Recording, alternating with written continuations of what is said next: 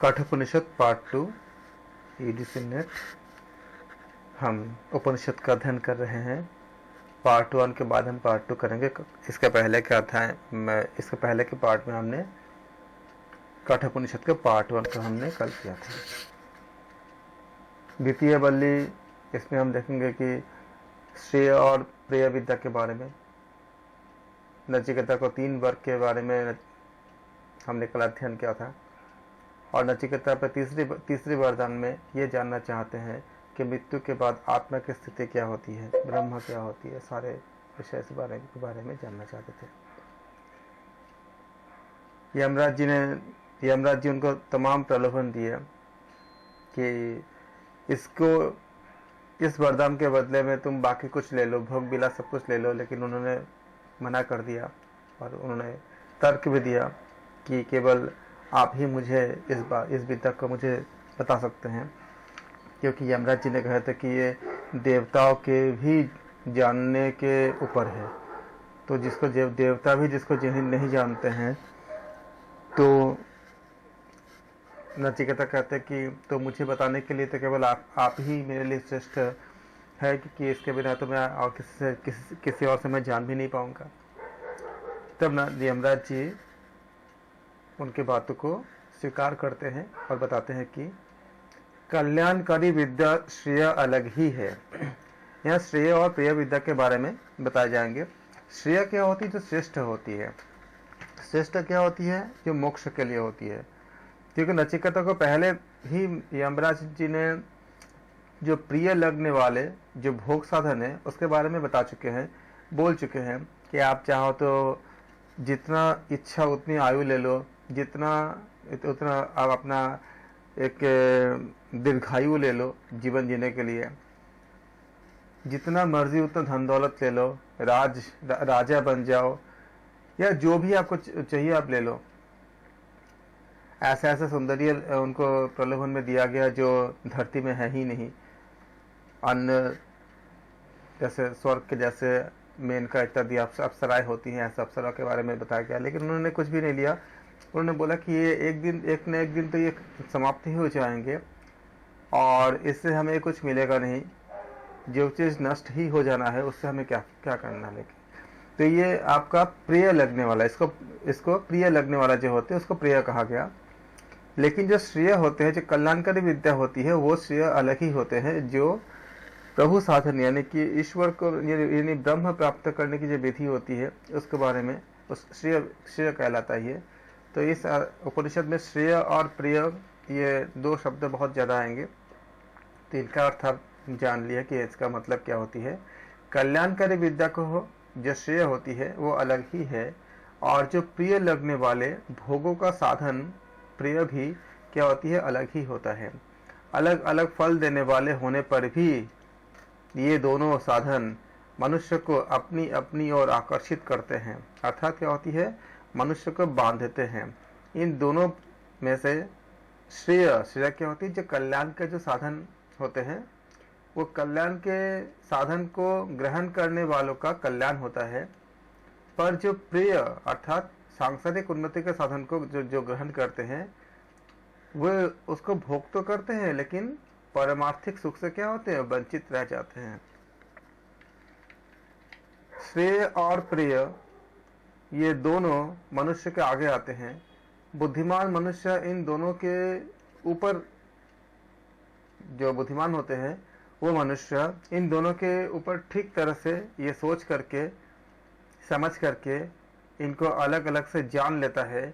और वह धीर बुद्धि वाला मनुष्य भोग साधन की अपेक्षा जो श्रेय होती है वो परम कल्याण के साधन को ही श्रेष्ठ मानकर प्रसन्न होता है, जबकि मंद बुद्धि वाला मनुष्य लौकिक योगक्षेम की कामना से प्रिय को भोग साधन को अपनाता है। हे नचिकेता, इन मनुष्यों में तुम एक ऐसे निष्प्रिय हो, क्योंकि उनको बहुत सारे प्रलोभन दिया गया था लेकिन उन्होंने उसमें स्पृहा नहीं दिए। तो ऐसे निष्प्रिय हो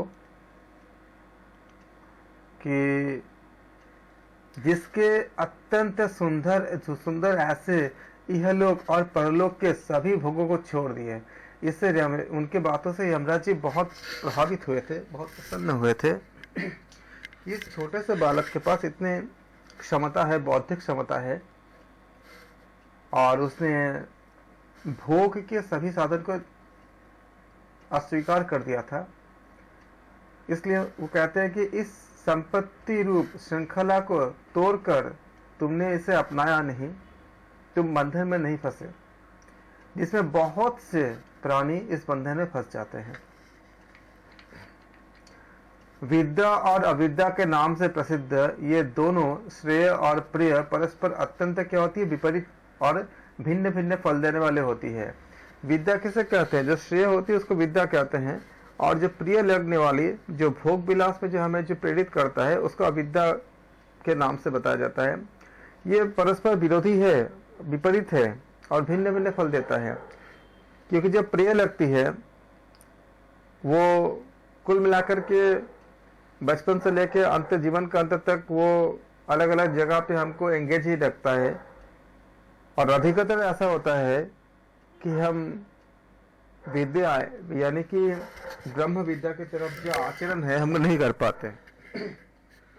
ऐसा नहीं करने से क्या होती है, जब हमारा मृत्यु होती है, जो हम जो कर्म करते हैं, अगर हम लगातार अगर अपने मानव जन्म के, जैसे मान लीजिए कि अगर हम उपनिषद सुन रहे हैं, बोल रहे हैं, पढ़ रहे हैं, अध्ययन कर रहे हैं, तो इससे हमारे बहुत सारी चीज़ें हमारे फ्लश हो जा रही है। काफ़ी हमारे कर्म, हमारे जो पिछला जो बहुत से ऐसे कर्म होते हैं जो शुद्ध होती जा रही है, कुछ जगह प्रायश्चित हो जाती है, और हम नए नकारात्मक कर्म करने से बचाते हैं अपने आप को, क्योंकि हमारे अंदर एक लेसन होता है कि ऐसा करने से हमें कर्म फल मिलेगा। तो हम खुद जानबूझ के बहुत से गलत चीज़ों से हम अपने आप को, जो कभी कभी ऐसा होता है कि जानने के बाद भी करते हैं, वो हम उससे हम अपने आप को दूर रखते हैं।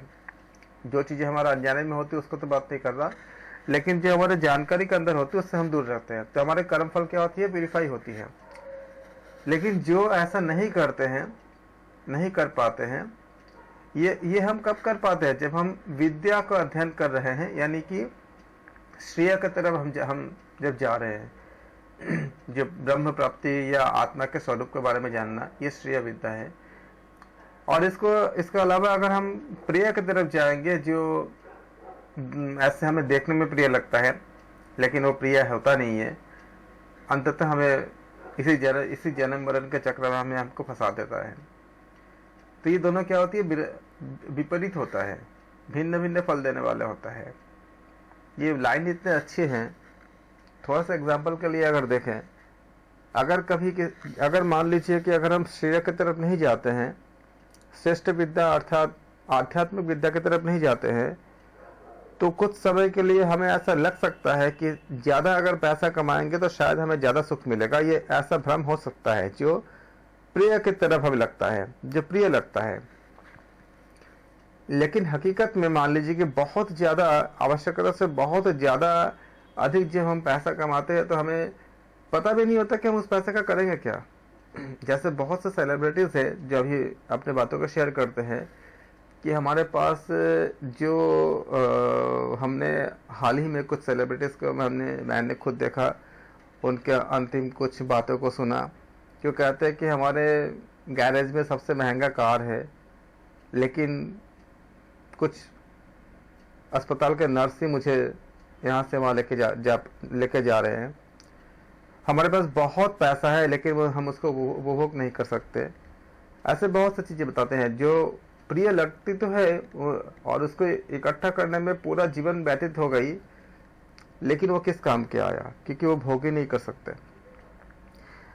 अगर उनमें से कुछ चीज़ों को जो सात्विक तरीके से हम जो उपार्जित करते हैं वो तो अच्छी बात है, और उसको सात्विक अगर हम काम में भी लगाते हैं, जैसे अगर हमारे पास जो एक्सेस चीज़ें हैं, अगर हम किसी का हेल्प करने में, किसी का मदद करने में, किसी का भला करने में लगाते हैं तो हमारा अच्छे कार्मिक अकाउंट बनती है। लेकिन वो जो इच्छा है वो भी हम जब ऐसे जो उपनिषद के जैसे दूसरे ग्रंथ है अगर जब हम अध्ययन करेंगे तभी हमारे अंदर वो जागृत होती है। सामान्यतः कुछ लोगों में ऐसे भी जागृत होती है जिनका अच्छे बहुत कर्मफल होते हैं, जो संस्कार बहुत अच्छे होते हैं, उनको ऐसे भी जागृत होते हैं, लेकिन मदद करते हैं। तो इसी के बात को बता रहा यही बात है कि अगर बाकी कुछ लोग, हम में से कुछ लोग अगर ऐसे हैं कि इन धन को उपार्जन करने में अगर हम अनैतिक रास्ता अगर हम अपनाते कभी, तो हम धन का उपयोग तो नहीं, उपभोग तो नहीं कर पाए, क्योंकि अगर शरीर स्वस्थ नहीं है तो हम धन को उपभोग नहीं कर पाते।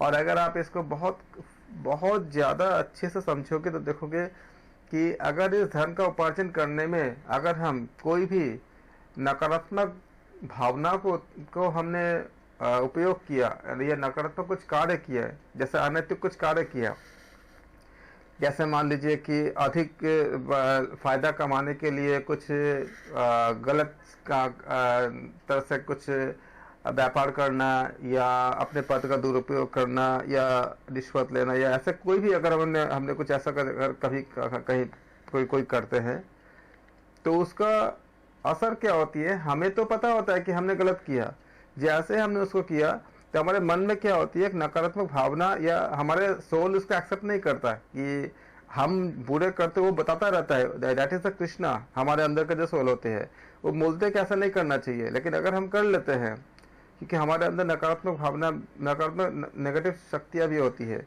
तो अगर हम ऐसा कर लेते हैं तो इनके बीच में जो द्वंद्व चलती है उससे तनाव उत्पन्न होती है। वो तनाव जब 10 साल तक 15 साल तक रहता है तो बहुत तरह के इस तनाव से, आप जानते हो मेडिकल साइंस भी कहता है कि बहुत सारे रोग उत्पन्न होते हैं, क्योंकि ये द्वंद्व अपने खुद के अंदर ही चलता है। वो जब उत्पन्न होती है उस द्वंद्व से हमारे अच्छी नींद नहीं आती। जब नींद नहीं आती तब जानते हो कि बहुत से बीमारियों का कारण क्या, तनाव और नींद ना आना बहुत सारी बीमारियों का कारण होती है। जब आप इसको अगर कैलकुलेट करते हो, मैंने तो किया था अच्छे से, इसको कैलकुलेशन किया था मैंने, अगर आप इसको कैलकुलेट करते हो और अगर ऐसा हमारा प्रवृत्ति बन जाता है कि हम नेगेटिव या अनैतिक तरीके से अगर धन कमाने की अगर हमारा कभी अभिलाषा या ऐसा अगर हमारा प्रकृति बनती है जो बनना नहीं चाहिए, तो क्या होता है कि इसमें हम जब 15-20 साल जब हम ऐसे जीवन को गुजारते हैं तो एक द्वंद्व का पूरा पहाड़ बन जाती है, क्योंकि हर बार जब हम ऐसा करते हैं तो हमारा सोल एक्सेप्ट नहीं करता, लेकिन हम कर लेते हैं। उनके बीच में एक आपका हमारे मन के अंदर ही, जो आप जानते हो कि ईड और सुपर ईगो होती है, दोनों के बीच में फाइट चलती है, जो सिगमंड फ्रॉइड का थ्योरीज है साइकोलॉजी में, अगर आप नहीं जानते तो पढ़ना, उसमें बताया गया है। सुपर ईगो हमारा चेतना शक्ति होती है और ईड जो होती है हमारा नेगेटिविटी, जो नेगेटिव जो भावनाएं होती है, इन दोनों के बीच में फाइट चलती है, जिसको हम तमोगुण और सतोगुण कहते हैं। ये जब बहुत ज़्यादा फाइट होती है तो हमारे तनाव के लेवल बहुत हाई हो जाती है, और ये 15-20 साल के अंदर जो अब ड्यूरेशन होती है, इसमें आप देखते हो कि इससे इतने हार्मोनल इम्बैलेंस होती है और तनाव की मात्रा ज़्यादा होने से हमारी इतना बीमारियां उत्पन्न हो जाती है। और माइंड के, मस्तिष्क के, जो आप जानते हो कि ब्रेन का जो 3 हिस्सा पड़े अपने, आपका सामने का ब्रेन, फिर आपका बीच का हिस्सा मिड ब्रेन, फिर आपका पीछे का हिस्सा होती है, उसमें आप ऑसिपिटल्स वगैरह सब कुछ पढ़े हो, इसमें मैं जा नहीं रहा अभी साइंस के उसमें बहुत से लोब्स होते हैं, और उस लोब्स में ऐसे भी सेक्शन होते हैं जहाँ से हम अपना डिसीजन लेने की कैपेसिटी और बाकी चीज़ों का हम कंट्रोल होता है। धीरे धीरे क्या होता है, उसमें भी आपका डिसऑर्डर आने लगता है, क्योंकि हमारे बहुत से सेल इससे अफेक्टेड हो जाती है, बहुत से कोशिका अफेक्टेड हो जाती है।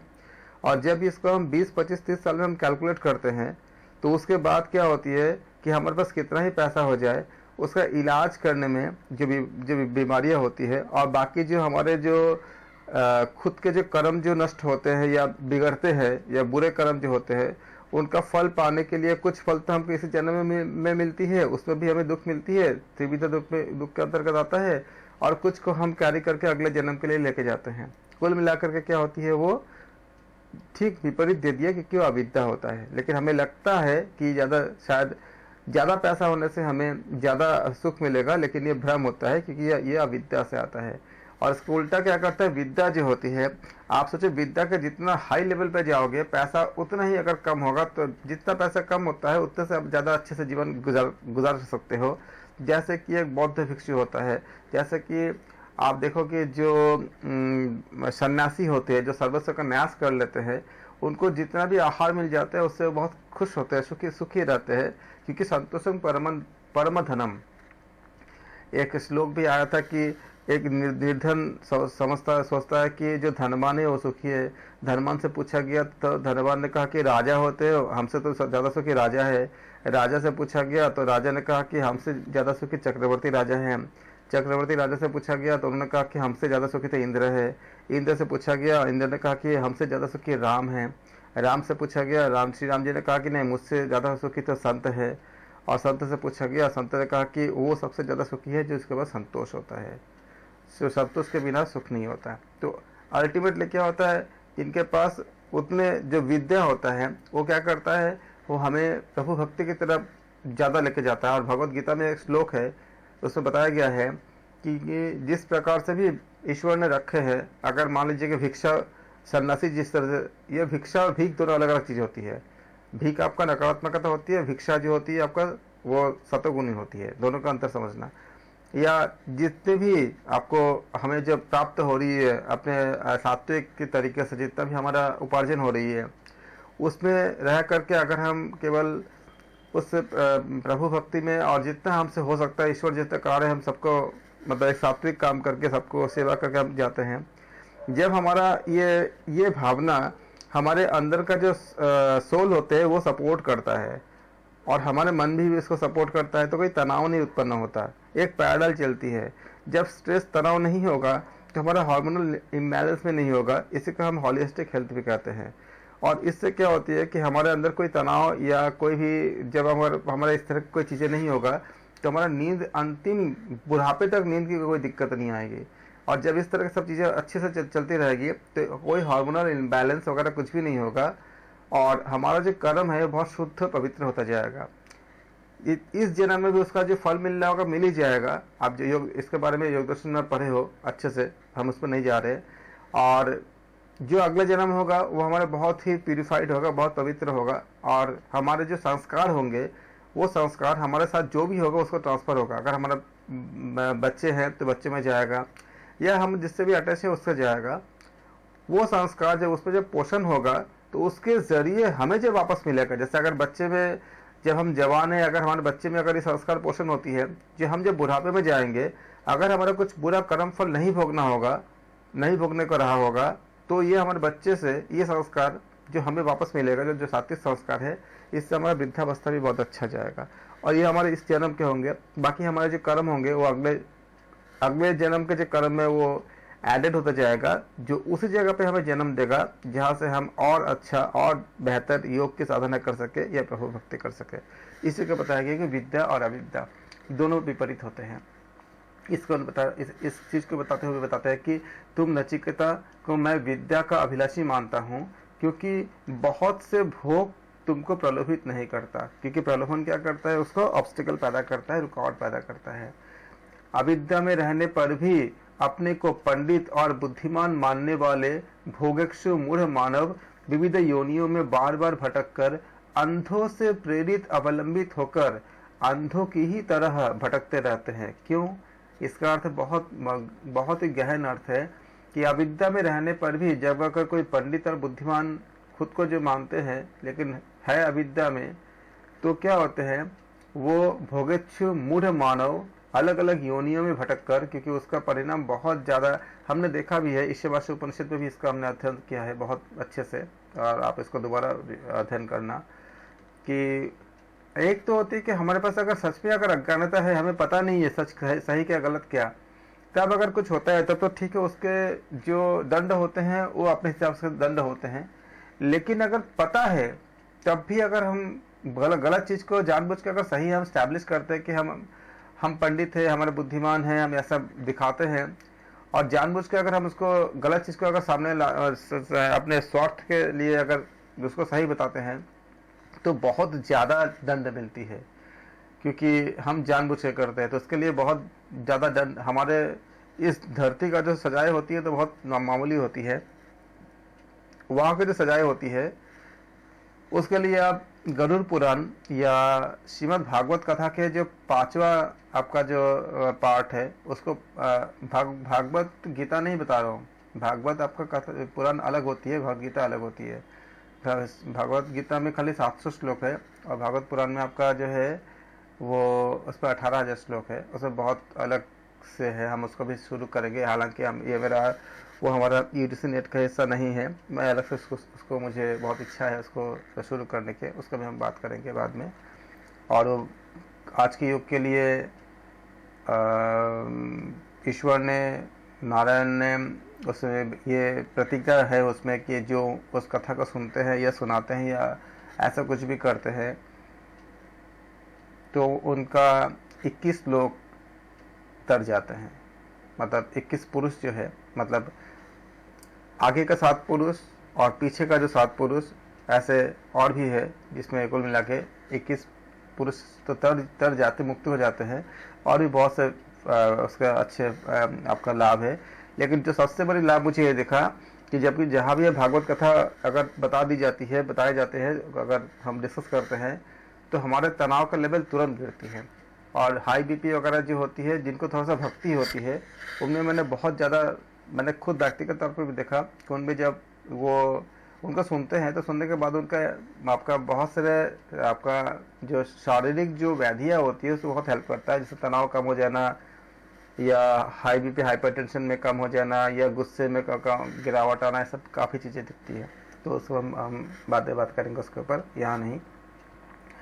तो इसमें बताते हैं कि अगर इस तरह के जो अविद्या में रहने पर भी अपने को पंडित और बुद्धिमान मानने वाले जो भोग की इच्छे जो मूढ़ मानव होते हैं, उनको बहुत अलग अलग योनियों में भटकने पड़ते हैं और वो अंधों से प्रेरित अवलंबित होकर अंधों की ही तरह भटकते हैं। इसका सबसे अच्छा उदाहरण हम देखते हैं कि महाभारत में धृतराष्ट्र उनके अंधे होने को जो हम लेकर के कई तरह के हम इसका डिस्कशन करते हैं। एक तो वो वास्तव में अंधे थे और उनको दृष्टिहीन थे। दूसरा ये है, हमारे जीवन में भी इसको हम अप्लाई करके देख सकते हैं कि हम जानते हैं कि सही क्या गलत क्या, तब भी जानने के बाद भी अगर हम गलत चीज़ों को हम सपोर्ट करते हैं जानने के बाद भी अपने स्वार्थ के कारण, तो हम धृष्टता का राष्ट्र, धृतराष्ट्र जिसको कहते हैं, उसको उस तरह से हम बनते हैं कि आंखों में हम पट्टी बांध दी है हमने, जिसको हम एक अंधे के तरह ही हम काम कर रहे हैं। तो उसका जो पाप होती है बहुत भयानक होती है। थोड़े टाइम के लिए हमें लगता है कि वो अच्छा है, लेकिन अच्छा होता नहीं है, अंत में बहुत उसका भयानक परिणाम निकलती है। इसी को बताया गया कि अंधों से प्रेरित होकर अंधों की ही तरह इधर उधर वो भटकते हैं। इस तरह के संपत्ति के मोह से मूढ़ बने हुए और सदैव प्रमाद करते हुए अज्ञानी को परलोक दिखाई ही नहीं देता, क्योंकि वो कुतर्क बहुत करते हैं। अगर ऐसे लोग होते तो उनके सामने ज़्यादा बताना चाहिए, उनको ज़्यादा समझाना नहीं चाहिए, क्योंकि वो बहुत कुतर्क करेंगे। इतना कुतर्क कर देंगे कि जानने वाले खुद जो है वो मतलब जो उनको समझाने गए वो परेशान हो सकते हैं, अगर वो कोई जानबूझ के अगर गलत चीज़ों को कर रहा हो। ऐसे लोगों के लिए जो अनजाने में करता है या जिसको नहीं पता होता, वो तो काफ़ी हद तक समझ जाते हैं जब आप उपनिषद और भागवत के चर्चा करते हो। लेकिन जो लोग जानबूझ से करते हैं उन लोगों को उनको पता ही है। जैसे कोई अगर कोई जाग के सोया हुआ है तो उसको जगाना मुश्किल होता है, तो उसी तरह से बता रहे कि इस तरह संपत्ति के मोह से मूढ़ बने हुए और सदैव प्रमाद करते हुए अज्ञानी को परलोक दिखाई ही नहीं देता, क्योंकि अगर वो दिखाई देगा तो फिर वो उनके अंदर चेतना जाग जाएगी तो वो नहीं करेंगे। वह तो ऐसा समझता है कि यह प्रत्यक्ष दिखाई देने वाला लोक ही सत्य है, इसके सिवाय स्वर्ग नरक आदि कुछ है ही नहीं। ऐसा मानने वाला अभिमानी मनुष्य बार बार मेरे यमराज के वश में आ जाते हैं। ये कठोपनिषद में बताया गया है। और इस बात को कुछ सिमिलर बातें, सेम बातें आप भगवत गीता में भी आप सुनोगे, उसमें भी आप अध्ययन करोगे कि भगवान कृष्ण कहते हैं कि जो मेरे को निंदा करता है या मेरे को ऐसा नहीं मानता, उसको बार बार जो है ऐसा नीच योनि में बार बार उसको भटकने पड़ते हैं। आप उसमें जब अगर गीता का अध्ययन करे हो तो आप देखते हैं उसमें भी मिलेगा आपको। या आपने अगर आपने नहीं किया आपने तो एक चैप्टर डेली रोज पढ़ो, इसमें आपको बहुत फायदा होगा। अगर आपके पास बहुत कम टाइम है, आप चैप्टर नंबर 12 पढ़ना, 12 नंबर चैप्टर, वो कल भक्ति योग है, खाली 20 श्लोक उसमें है, उसका खाली हिंदी पढ़ लेना खाली। अगर आपके पास बुक है तो ठीक है, नहीं है तो आप इसका एक ऐप आता है, उसको आप डाउनलोड कर लो और उस ऐप से आप रीडिंग करो। आपको जितना भी समझ है रीडिंग करो। अगर आपके पास ज़्यादा समय है तो आप अलग अलग अध्याय पढ़ लो, चैप्टर 15, चैप्टर 16, चैप्टर 17, हर चीज़ आपको नया नया मिलेगा। चैप्टर 12 सबसे छोटी चैप्टर है, उसमें 20 श्लोक है, भक्ति योग है। वो ये सारे बातें उसमें भी बताई गई है।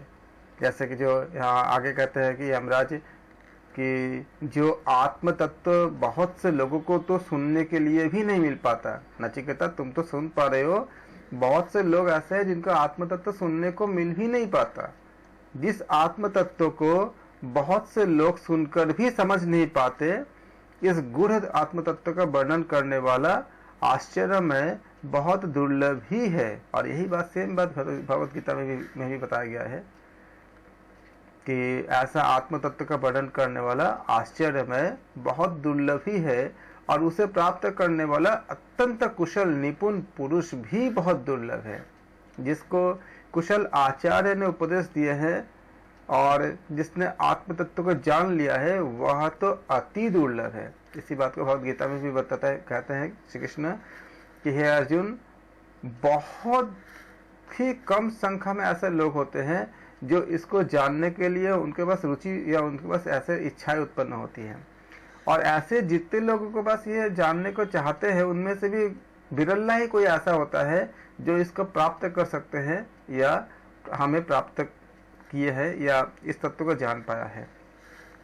इसी बात को यहाँ भी बताते हैं कि आत्म तत्व को बहुत से लोगों को सुनने को मिलता ही नहीं है। आप हम सब बहुत भाग्यवान हैं कि हम सबको ऐसे जगह पे हमने जन्म लिया है और ऐसे परिस्थितियां हमें मिली है कि हम सुन पा रहे हैं। कितने लोगों को तो मिलती ही नहीं है। ये कठोपनिषद में यमराज जी बताते हैं नचिकेता को, जिस आत्म तत्व को बहुत से लोग सुनकर भी समझ नहीं पाते हैं, इसलिए कहा जाता है कि खाली पाठ करते जाओ। अगर गीता को आप पाठ करते हो तो जरूरी नहीं कि आपको समझ ही आ जाएगा, लेकिन आप पाठ करते जाओगे, आप प्रार्थना करोगे ईश्वर से अपने मन से कि हमें हे प्रभु हमको वो शक्ति दो ताकि मैं इसको समझ पाऊँ, तो आपके मन के अंदर से एक चेतना जागृत होगा और धीरे धीरे आप बहुत कुछ समझ पाओगे।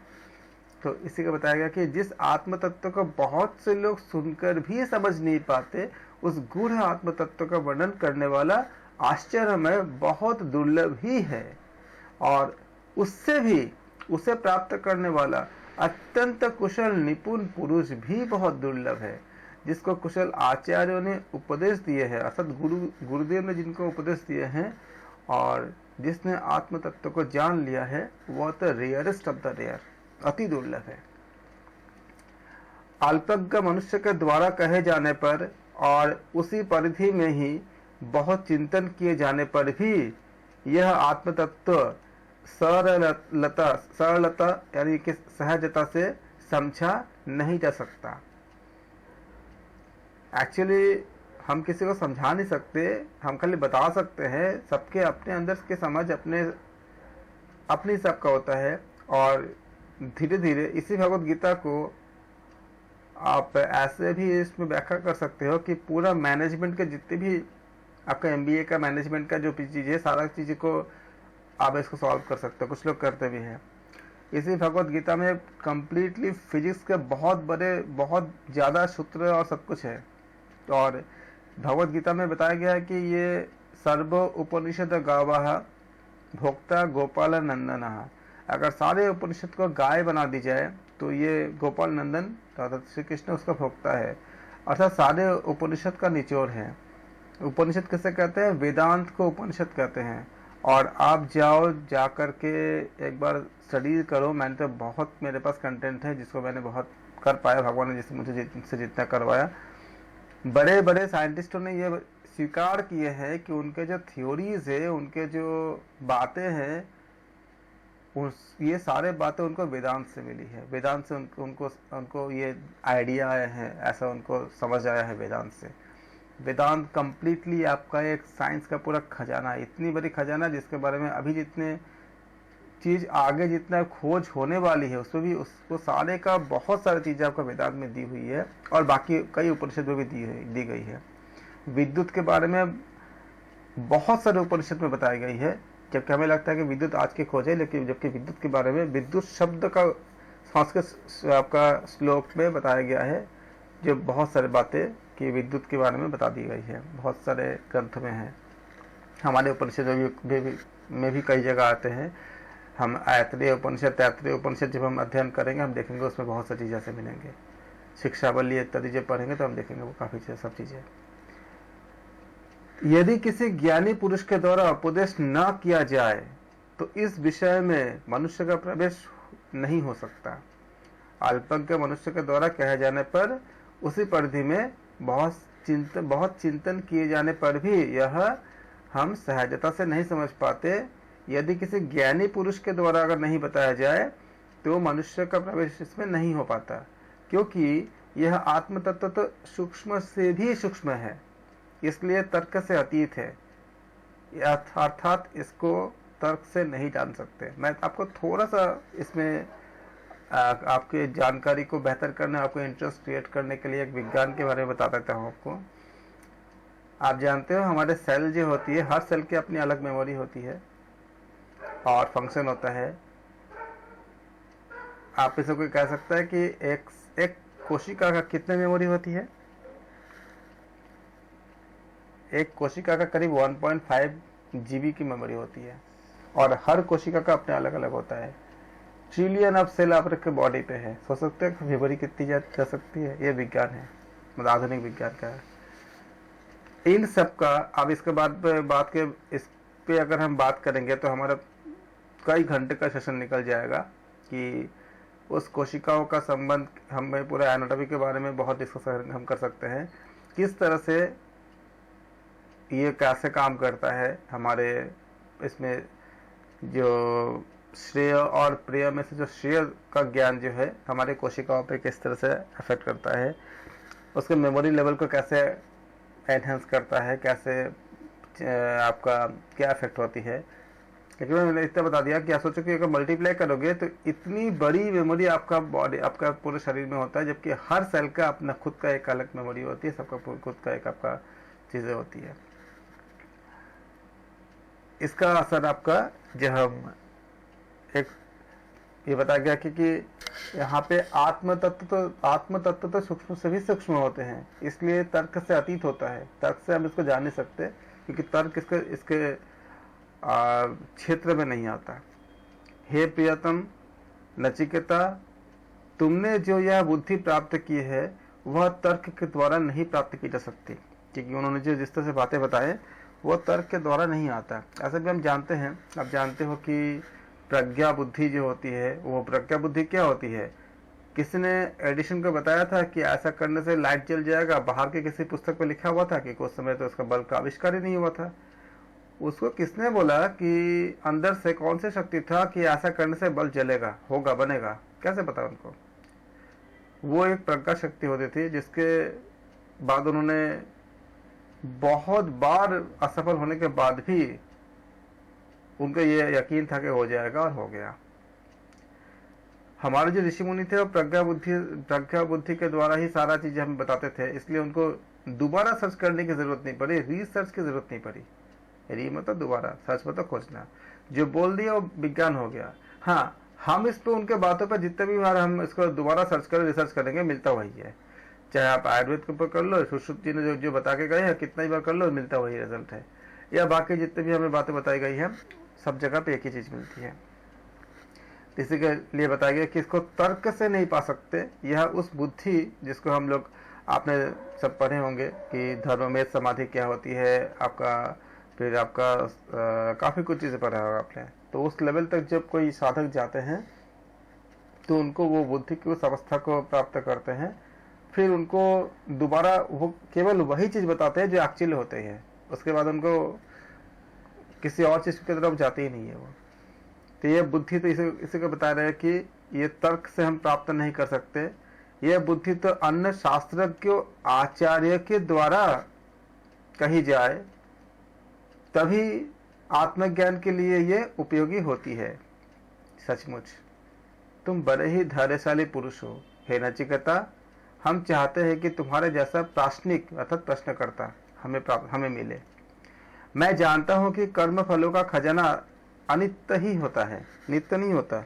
कर्म फल का जो खजाना होता है वो अनित्य ही होता है, क्योंकि अनित्य यानी विनाशी वस्तुओं से परमात्मा स्वरूप यह नित्य वस्तु प्राप्त नहीं हो सकती। क्योंकि आप ये संसार का विनाशी है। जितना भी हम भौतिक जगत में जो है सारा विनाशी होती है। क्या कभी ऐसा हो सकता है कि जो चीजें आज है वो हमेशा रहेगा? नहीं रहेगा। 100 साल 200 साल 300 साल कुछ होंगे, कुछ हजार साल, उसके बाद नष्ट हो जाएंगे, फिर से उसका रूपांतरण होंगे।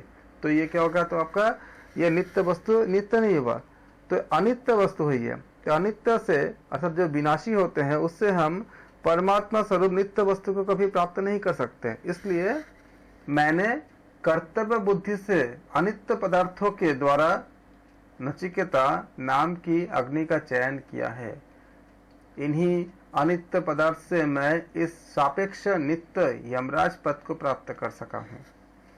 तो यहाँ से आपका क्वेश्चन काफ़ी बन जाते हैं, जो आपका अगर अंदर से बहुत डेप्थ से अगर क्वेश्चन पूछेंगे कि अनित्य क्या है, नित्य क्या है, और यमराज का पद किस तरह से प्राप्त हुए हैं, नचिकेता नाम की अग्नि का चयन किसने किया है, ये सारे चीज़ आपको आ सकते हैं, क्योंकि इसको जानने के लिए काफ़ी गहराई से हर क्लाइंट को अच्छे से आना होगा मतलब एग्जाम के लिए। हे नचिकेता, जो सभी प्रकार के भोगों की चरम सीमा है, जो सभी प्रकार के भोगों की चरम सीमा है, जो जगत का आधार है, जो यज्ञ का चिरस्थायी फल है, जो निर्भयता का अंतिम छोर है, जो स्तुति करने योग्य है और जो महत्वपूर्ण है, तथा जिसके गुणानुवाद वेदों में तरह तरह से गाए गए हैं, जो लंबे समय तक स्थायी हैं, ऐसे स्वर्गलोक को देखकर भी तुमने धैर्य पूर्वक उसका त्याग कर दिया। इसलिए मैं मानता हूं कि तुम बहुत ही बुद्धिमान हो नचिकेता, क्योंकि इसका त्याग सामान्य लोगों के त्याग से बहुत ऊपर है, बहुत परे है। योग माया के पर्दे में छिपे हुए सर्वव्यापी सभी के हृदय रूपी गुहा में स्थित और इसलिए संसार रूपी गहन वन में बसने वाले सनातन कदाचित ही दिखाई देने वाले उस परमात्मा देव को विशुद्ध बुद्धि वाला साधक आध्यात्म योग की प्राप्ति के द्वारा जान पहचान करके हर्ष और शोक को छोड़ देते हैं, क्योंकि जब उनकी स्थिति प्राप्त होती है तो ये सारी चीजों को छोड़ देते हैं। मरणशील मनुष्य जब इस धर्ममय उपदेश को सुनकर उसे अच्छी तरह ग्रहण कर और उसके ऊपर विवेक पूर्वक विचार करके इस सूक्ष्म आत्म तत्व को जानकर जब उसका अनुभव कर लेता है, तब वह आनंद स्वरूप परब्रह्म पुरुषोत्तम को प्राप्त करके आनंद में ही मग्न हो जाता है। तुम नचिकेता के लिए तो मैं उस परम धाम के द्वार खुले ही है, क्योंकि नचिकेता के पास वो ब्रह्म को प्राप्त करने के लिए जो योग्यता थी, ऐसे योग्य पुरुष के लिए वो परम धाम क्या होती है, हमेशा हमेशा खुला रहता है। ऐसा यमराज कहते हैं कि मैं ऐसा मानता हूँ। यमराज के वचन सुनकर नचिकेता ने कहा कि यदि मैं मोक्ष योग्य हूँ और यदि आप मुझ पर प्रसन्न हो, तो आप जिस परमात्मा को धर्म से अतीत, अधर्म से भी अतीत तथा कारण और कार्य रूप इस जगत से भी अतीत यानी परे और अतिक्रांत तथा भूतकाल और भविष्य काल में भी अतिक्रांत मानते हैं, उस परमात्मा के विषय में कहिए। ये नचिकेता कहते हैं। नचिकेता के ऐसे पूछने पर यमराज कहते हैं कि सभी वेद जिस परम तत्व को बार बार प्रतिपादन करते हैं, सभी तप भी जिस पद को अपना लक्ष्य मानते हैं, जिसको चाहने वाले साधक गण ब्रह्मचार्य का पालन करते हैं, वह पद मैं तुमको संक्षेप में बताऊंगा नचिकेता। वह ओम इस प्रकार का एक अक्षर है। योग दर्शन में भी आपने अध्ययन किए होंगे। अतः यह एक अक्षर ही अपर ब्रह्म है, यह एक अक्षर ही पर ब्रह्म है। इस अक्षर को जानकर जो मनुष्य जैसी इच्छा करता है उसे वह मिल जाता है, क्योंकि सारे की उत्पत्ति उस अक्षर से ही होती है, सारे से उसमें ही प्राप्त होती है। इसलिए हम जो भी चाहते हैं, जो भी इच्छा करते हैं, उससे मिल जाती है। तस्य वाचकः प्रणवः आपने अध्ययन किए होंगे योग दर्शन में। ऐसा इसलिए है, यह ओंकार ही भगवत गीता में भी आपका 6 जगह ऐसे कृष्ण कहते हैं कि हे अर्जुन, तुम ओम की उपासना करो, ओंकार की। ऐसा इसलिए है, यह ओंकार ही परब्रह्म की प्राप्ति के लिए अन्य सभी प्रकार के आधारों से श्रेष्ठ आधार है और यही सभी का अंतिम आश्रय है। इससे बड़ा कोई भी आलंबन नहीं है। ऐसा अच्छी तरह से जानकर जो साधक श्रद्धा और प्रेम से उसका आश्रय लेता है, वह सचमुच परमात्मा प्राप्ति का गौरव प्राप्त करता है, क्योंकि परमात्मा की प्राप्ति बहुत ही ज़्यादा दुर्लभ प्राप्ति होती है। यह ज्ञान स्वरूप आत्मा, यहाँ भगवत गीता की भी जो बातें बताई गई है वही बातें यहाँ भी कही गई है। एक प्रश्न भी आया था कि भगवत गीता के साथ कौन से उपनिषद में बहुत समानता है, तो ये आपका कठोपनिषद है। अगर प्रश्न दोबारा आएगा तो आप इसको याद रखना इसको। यह ज्ञान स्वरूप आत्मा जन्मता नहीं है और मरता भी नहीं है, मतलब वो अजन्मा है, न तो वो जन्म लेता है न उसकी मृत्यु होती है। यह आत्मा किसी और पदार्थ से उत्पन्न नहीं होता और इस आत्मा से भी कोई पदार्थ उत्पन्न नहीं होता। तात्पर्य यह है कि आत्मा किसी का कार्य भी नहीं है और कारण भी नहीं है, क्योंकि आपने सांख्य दर्शन में पढ़ा है, आपने सत्कार्यवाद, कार्य कारण सिद्धांत जो आपने पढ़ा है, आपने सत्कार्यवाद किसी भी कार्य का एक कारण होता है। तो लेकिन आत्मा किसी का कार्य भी नहीं है और कारण भी नहीं है। यह आत्मा अजन्मा, नित्य तथा सदा एक समान रहने वाला और पुरातन अर्थात क्षय वृद्धिहीन, न तो उसका क्षय होता है न ही उसका वृद्धि होता है। शरीर का नाश होने पर भी इसका नाश नहीं किया जा सकता। भगवत गीता के चैप्टर नंबर 15 के श्लोक नंबर 8 में बताया गया है। आप लोग अगर गीता अभी आपके पास है, आप खोल कर देख सकते हो या बाद में देखना। उसमें एक बात बहुत अच्छी बताई गई है कि बहुत, हालांकि पूरा गीता ही पूरा बहुत ज्ञान का सागर है और हमारे जीवन को पूरा ट्रांसफॉर्म कर देता है, पूरा ट्रांसफॉर्मेशन करने के लिए पर्याप्त है। उसमें इसके संबंध में बात बताई गई है, जैसे इसमें बताया गया इसमें भी कि शरीर का नाश होने पर भी इसका नाश नहीं होता, यह एक समान रहने वाला और पुरातन और क्षय वृद्धिहीन होता है। उसी बात को वहाँ बताया गया है कि मृत्यु के बाद के जैसे उन्होंने एक उदाहरण दिए हैं भगवान कृष्ण चैप्टर 15 में श्लोक नंबर 8 में 8वां श्लोक में, कि जैसे वायु एक जगह से गंध को दूसरी जगह लेके जाता है, कैरी करता है, वो कुछ नहीं करता, केवल फूलों की जो गंध होती है, जो कहीं अगर फूल है, फ्लावर है, तो फ्लावर का जो स्मेल होता है वो एक जगह से कैरी करके दूसरी जगह लेके जाता है और ले जा करके वहाँ जो भी मनुष्य होता है, प्राणी होता है, उनको दे देता है और उसमें कुछ भी वो चेंज नहीं करता। उसी प्रकार से जब मृत्यु होती है तो केवल एक शरीर से सारे चीज़ें लेकर के दूसरे शरीर में डाल देते हैं, प्रवेश कर देते हैं और कुछ नहीं करते। जो आप यहाँ हम जिस जगह पर थे उसके ठीक बाद वहाँ से शुरू होगा। जब हम इस चीज़ को हम समझ लेते हैं, जान लेते हैं, तो आप सोचो कि हमारे मन में क्या अंतर आएगा, क्या परिवर्तन आएगा। सबसे बड़ा परिवर्तन ये आएगा कि अगर हम सोचते हैं कि कुछ भी अनैतिक करके हम जीत गए, तो जैसे ही हमारा जीवन खत्म होगा इसके बाद ठीक अगला शुरू होगा और वो जीत जो है, जिसको हम जीत मान रहे थे, हकीकत में जीत नहीं होता, वो अपने कर्म बन के फिर कर्म फल में मिलते हैं। आप जानते भी हो हमारे शरीर जो होती है वो उसमें क्या क्या होती है ना। सामान्यतः हम मुख्यतः हम खाली अगर कैटेगरी इसको देखेंगे, अगर भाग करेंगे तो सूक्ष्म शरीर, कारण शरीर और स्थूल शरीर। हम अब खाली स्थूल शरीर को ही देख पाते हैं, हमें लगता है कि संपूर्ण शरीर है।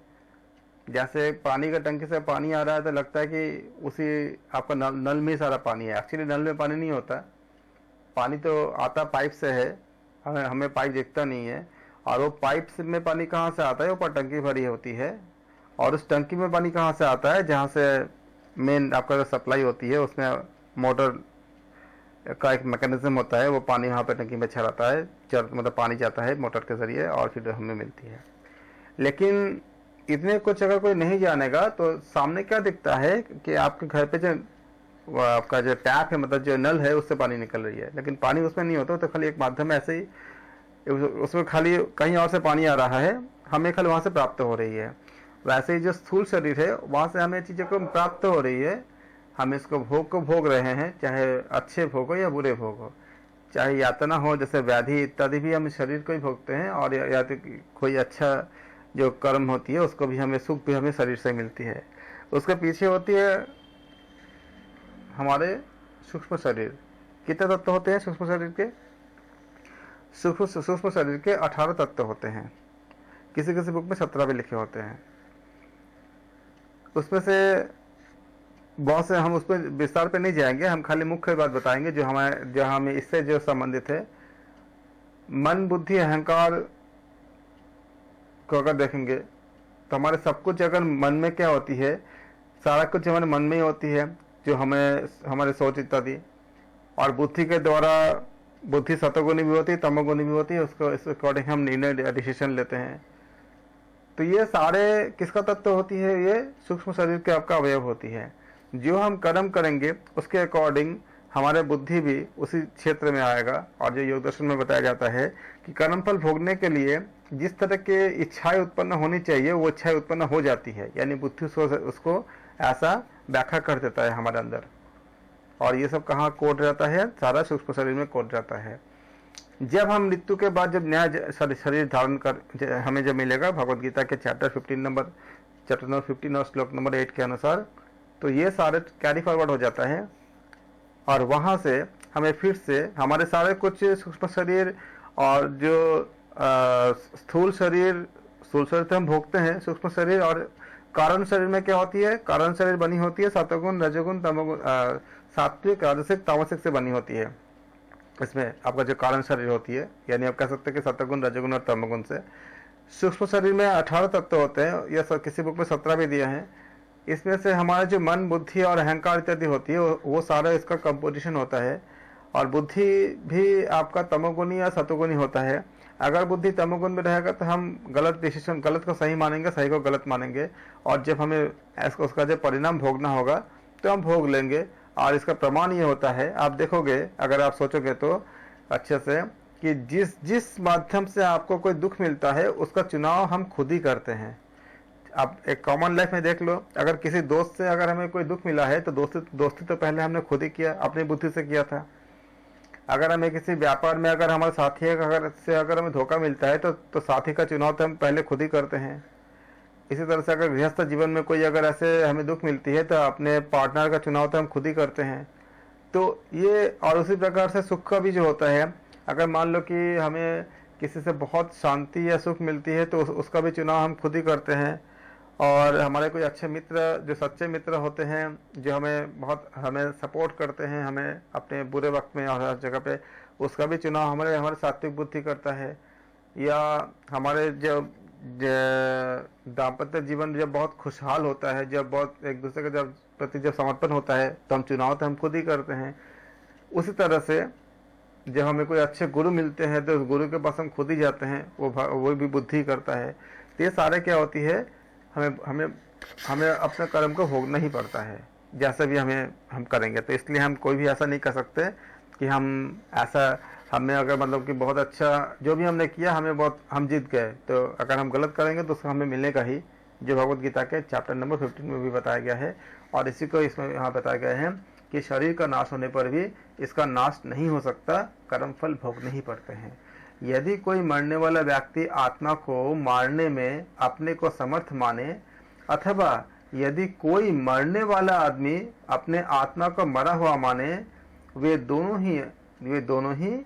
दोनों आत्मा के सही स्वरूप को नहीं जानते। इसको भी भगवद गीता में बताया गया है कि वो नहीं जान पाता कि आत्मा के स्वरूप को, स्वरूप अपने रूप को नहीं जान पाता, क्योंकि यह आत्मा किसी को मारता है, और ये किसी को मारता भी नहीं है, और न ही किसी के द्वारा मारा जाता है।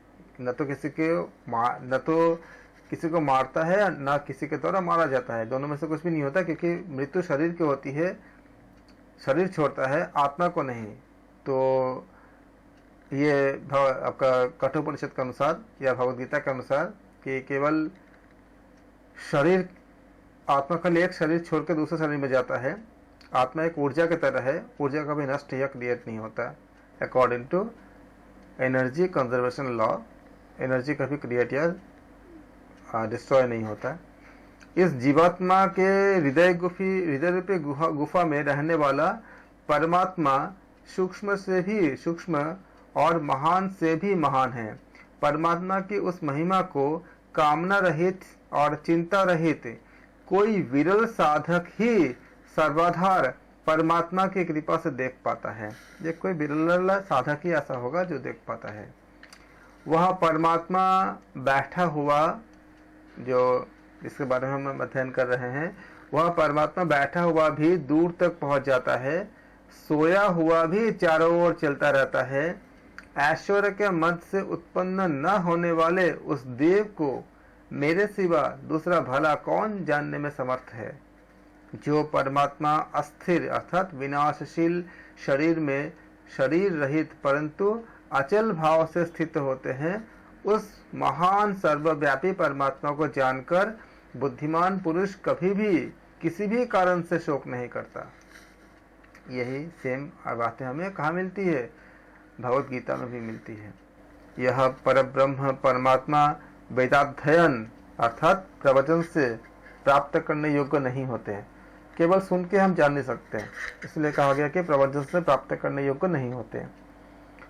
और धारणा शक्ति से अथवा बहुत शास्त्र के श्रवण से भी प्राप्त योग्य नहीं होते। हम कितनी सारे हम अध्ययन कर ले शास्त्र का, इससे प्राप्त योग्य नहीं होते। यह साधक जिस आत्मा का वरण करता है अर्थात उसका स्वीकार करता है, उसी के द्वारा प्राप्त करने के योग्य है। और ऐसे साधक के प्रति ही परमात्मा अपने स्वरूप को प्रकट करता है। अर्थात क्या है कि जब परमात्मा स्वयं कृपा करके उसके सामने खुद को प्रकट करेंगे तभी वो जान पाता है। हम किसी प्रयास के जरिए नहीं जान पाते कि हम अगर कोशिश करेंगे, ये हमने अध्ययन कर लिया उसका, तो हाँ इसके तरफ हम आगे ज़रूर बढ़ते हैं, हम करीब पहुंचते हैं, लेकिन हमारे अंदर तभी वो ज्ञान उत्पन्न होगा जब ब्रह्म स्वयं चाहेंगे, यानी कि वो ऊर्जा स्वयं चाहेगा कि हम उनको प्राप्त कर सके। हर जन्म बाय जन्म हम क्या करते हैं, जो जैसे भगवान कृष्ण कहता है कि आप योग का जितना भी आचरण कर लोगे अगले जन्म में ठीक उसके बाद ही करोगे। ठीक वैसे ही जैसे आपने अगर 2 साल के लिए अगर आपने कहीं मास्टर्स के कोर्स शुरू करे हो, तो आप क्लास में मान लो कि अगर 6 महीने तक आपने जो पढ़ाई किया, तो 7वें महीने में क्या होगा, 6 महीने तक का पढ़ाई के बाद का जो सिलेबस है उसको पढ़ोगे। तो हर दिन क्या होगा, जो आप पढ़ के आते हो अगले दिन उसके बाद का पढ़ते हो। अगर पूरे 2 साल में अगर आपको पूरे एमए या कोई भी डिग्री खत्म होनी है, तो हर दिन क्या होता है, आप नया नया थोड़ा थोड़ा पढ़ते हो, अगले दिन उसके बाद से शुरू करते हो। उसी प्रकार से हर जन्म में हम थोड़ा थोड़ा आगे बढ़ते हैं, अगले जन्म में ठीक उसके बाद से शुरू करते हैं जहाँ तक हम करके गए हैं। अगर उस जन्म में अगर हम कुछ नकारात्मक ऐसा कुछ पाप प्रवृत्ति करते हैं, तो उसका भी उसके बाद से शुरू होती है, उसका फल तो मिलना ही मिलना है। तो जानबूझ कर नहीं करेंगे कोई भी, और अगर लगातार अगर समर्पण करते रहेंगे कि हे हरि हमें पता नहीं है क्या, जहाँ जहाँ भी जो भी है वो तुम पर समर्पण, तुमको समर्पित अच्छे और बुरे, तो हम बुरे रास्ते से बच जाते हैं और उससे हम बाहर निकल आते हैं। इसको भगवद गीता में भी बताया गया है, और यही लगभग बातें कठोपनिषद में भी यमराज जी नचिकेता को कहते हैं कि दुराचरण से निवृत्त हुए बिना सूक्ष्म बुद्धि होने पर भी वह परमात्मा प्राप्त नहीं किया जा सकता, क्योंकि जब तक हमारे अंदर ऑब्स्टेकल्स रहेंगे तब तक हम नहीं पा सकते। जो मनुष्य अशांत है, जो मन और इंद्रियों को अपने वश में नहीं रख सकता, जिसका मन शांत नहीं है, ऐसा मनुष्य भी परमात्मा को प्राप्त नहीं कर सकता, जो बहुत अत्यंत चंचल है। इसको समझने के लिए आप ऐसा समझ सकते हो कि अगर आपके पास जो एक मान लो बहुत अच्छा कार है, आप कार के सारे मैकेनिज्म जानते हो, कैसे कार बनता है, कैसे चलता है, सारे इंजीनियरिंग आपको अच्छे से पता है। आपको रोड का भी सारे इंजीनियरिंग अच्छे से पता है, आपको ये भी पता है कि कैसे ड्राइविंग करते हैं, सारा कुछ पता है आपको। लेकिन आपका कार बहुत स्पीड से कब जा पाएगा, जब रोड खाली होगा, हाईवे में अगर जाते हो तो हाईवे जब पूरा अगर उसमें जाम लगा रहेगा तो आप कितने कुछ जान लो, आपका गाड़ी का स्पीड नहीं आ सकता। अगर भीड़ रहेगा, जाम रहेगा तो नहीं आ सकता। तो आप क्या करते हो, आप हाईवे पकड़ते हो, क्योंकि सामान्य सड़क क्या होती है, जाम रहती है। आपका कार कितनी अच्छी है, कितनी जानकारी हो, लेकिन अगर रोड ही खाली नहीं होगा आप इसमें रफ्तार नहीं पकड़ सकते। उसी प्रकार से आप, हमारे पास कितना ही बुद्धि हो, कितना ही ज्ञान हो, कितने कुछ हमें समझ हो, लेकिन अगर हमारे यम नियम का पालन न करके अगर ऑब्स्टिकल पैदा होता है तो ऑब्स्टिकल ठीक भीड़ की तरह है, जो सब कुछ जानने के बाद भी अगर आप भीड़ में हो तो जाम में फंसे हो तो आपका गाड़ी में स्पीड नहीं आ पाता, भले ही गाड़ी में कितनी कैपेबिलिटी हो। उसी तरह से बताया गया है, दुराचरण से निवृत्त हुए बिना, अर्थात अगर रास्ते में अगर जाम है तो जाम को बिना रिलीज किए हमारे गाड़ी का स्पीड नहीं बढ़ सकता। तो हम क्या करते हैं, हम हाईवे की तरफ चले जाते हैं जहाँ पे कोई जाम नहीं होता। तो उसी तरह से हमें क्या करने होते हैं, खुद को उससे बाहर, उस दुराचरण से हमें बाहर निकलने पड़ते हैं। उसी को बताया गया कि दुराचरण से निवृत्त हुए बिना सूक्ष्म बुद्धि होने पर भी वह परमात्मा प्राप्त नहीं किया जा सकता है। जो मनुष्य अशांत है, अशांत क्यों होते हैं, जब हमारा किसी भी तरह से यम नियम टूटता है, बिगड़ता है, तभी हम अशांत होते हैं। और अगर हम ब्लेम गेम खेलते हैं, यानी कि जानबूझ के किसी और पे अगर दोषारोपण करते हैं जबकि अगर उसका दोष नहीं है, अगर ऐसा करते हैं तो हमारा मन बहुत ज़्यादा अशांत हो जाता है, बहुत ही ज़्यादा अशांत हो जाती है। जब पश्चाताप कर लेते हैं तो अशांति बहुत हद तक शांत हो जाता है। लेकिन अगर हम ब्लेमिंग करते हैं गलत तरीके से, जबकि दूसरे का अगर गलती नहीं होता है, अगर कभी हम ऐसा कर लेते हैं तो उससे नोटिस करना, खुद का मन बहुत अशांत हो जाता है। और अगर हम प्रायश्चित करते हैं, माफ़ी मांगते हैं, और माफ़ी अगर सात्विक लोगों से मांगते हैं जिसको समझ है कि माफ़ी का मतलब क्या होता है, जो आप हमारे माफ़ी का दुरुपयोग नहीं करेगा या हम पे लांछन नहीं लगाएगा, ऐसा अगर है तो हम अगर सॉरी बोल देते हैं, जहाँ बोलना संभव है, तो खुद का मन बहुत शांत हो जाता है। तो यम नियम के टूटने पर ही अशांत होता है। इसलिए बताया गया कि जो मनुष्य अशांत है, जो मन और इंद्रियों को अपने बस में नहीं रख सकता, क्योंकि मन और इंद्रिय तब बस में नहीं होता जब हमारा यम नियम टूटता है। जिसका मन शांत नहीं है, ऐसा मनुष्य भी परमात्मा को नहीं प्राप्त कर सकते। और इसी के संबंध में यहाँ तो हमें बात नहीं करेंगे, लेकिन दूसरे ग्रंथों में भी बताया गया है और भगवद गीता में भी बताया गया है कि मिताहार बहुत आवश्यक है। आहार एक ऐसा चीज होती है जो हमारे गुणों को प्रभावित करता है, सतोगुण, रजोगुण, तमोगुण को प्रभावित करता है। तमोगुणी आहार लेके हम सतोगुणी प्रवृत्ति प्राप्त करेंगे, ये बहुत मुश्किल होता है, कठोर होता है, सबके लिए सुलभ नहीं होता। इसलिए आहार की जो है सबसे पहले बताई जाती है कि आप क्या खाओ क्या ना खाओ। ऐसे आहार जो तमोगुण और रजोगुण को ज़्यादा प्रमोट करती है, इसलिए खाने को मना की जाती है। भगवद गीता के चैप्टर नंबर 6 में आप पढ़ना, उसमें भी आहार के बारे में बताया गया है और हठ योग में भी कई जगह बताया गया है, ताकि वो आहार प्रमोट की गई है जिससे तामसिकता की गुण कम हो जाए, सात्विकता की वृद्धि हो जाए, और तब मन क्या होता है, हमारा शांत होता है और इंद्रियों को वश में करने में बहुत मदद मिलती है। इस तरह से संहार काल में जिस परमात्मा के ब्राह्मण और क्षत्रिय ये दोनों अर्थात प्राणी मात्र खाद्यान्न बन जाते हैं और सर्वसंहारक मृत्यु जिसका अपसेचन अर्थात व्यंजन की तरह बन जाते हैं, वह परमेश्वर जहाँ और जैसा है उसे ठीक तरह से कौन जान सकता है, अर्थात सामान्य लोग नहीं जान सकते। जब उस लेवल के, उस स्थिति के हमारे अंदर जो ज्ञान प्राप्त होती है, जो यम नियम और दूसरे जो बातें बताई गई है उसको पालन करने के बाद उत्पन्न होती है, और अंत में जब उस परमपिता परमेश्वर की ऊर्जा खुद स्वयं हमें प्रकट करते हैं अपने आप को, तब हम जान सकते हैं। इस तरह से कठोपनिषद की प्रथम अध्याय की दूसरी बल्ली हमारा समाप्त हुई। अगले क्लास में हम तृतीय बल्ली करेंगे। आपको कोई भी डाउट हो, कोई भी क्वेश्चन हो, कोई भी क्वेरीज हो, आप चैनल के कमेंट सेक्शन में आप अपना डाउट लिख सकते हैं, या हमें कॉल कर सकते हैं, व्हाट्सएप कर सकते हैं, या मैसेज कर सकते हैं। हम आपके सारे डाउट्स जो भी आप पूछना चाहते हैं, हम आपको इंडिविजुअली आपको रिप्लाई देंगे। या कमेंट के माध्यम से हम आपको सारा समझाएंगे जो आप पूछोगे। आप सबका धन्यवाद। Thank you so much. कल हम करेंगे अगले पार्ट, तृतीय पार्ट।